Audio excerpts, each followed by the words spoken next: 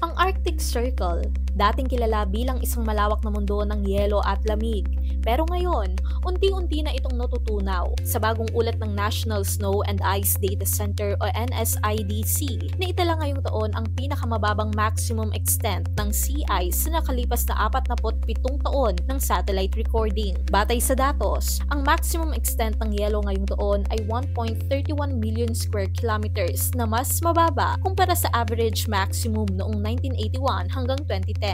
I think that the really important thing to me is that we're not returning to conditions we saw a few decades ago. We're continuing on this path towards less overall sea ice. Ang epekto ng pagkatunaw ng yelo sa Arctic ay hindi lang limitado sa rehiyong ito. Ayon kay Stroh, nagdudulot ito ng mas madalas sa mga heat wave, drought, at pagbaha sa iba't ibang bahagi ng mundo. If one part of the climate system and one part of the Earth is changing faster than anywhere else, the rest of the system has to respond.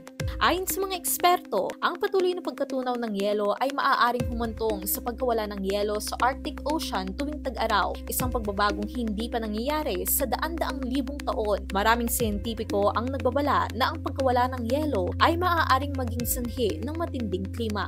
We could be setting the stage for, an extreme event this year, but we don't know because weather still is very important. Ayon kay Stroh, ang kasalukuyang administrasyon ng Estados Unidos na dati nangungunang bansa pagdating sa paglaban sa climate change ay tila nagiging hadlang sa global efforts para mapigilan ang patuloy na pag-init ng mundo. Meron kasi itong mga polisiya na nagtatanggal o nagpapahina sa environmental protections at regulations laban sa greenhouse gas emissions, gaya ng mga limitasyon sa paggamit ng fossil fuels at mga programa para sa renewable energy. Ayon kay Stroh, kung ang isang makapangyarihang bansa tulad ng Estados Unidos ay hindi sumusunod sa mga patakaran o gumagawa ng aksyon laban sa climate change, maaaring isipin ng ibang bansa na hindi rin nila kailangang sumunod.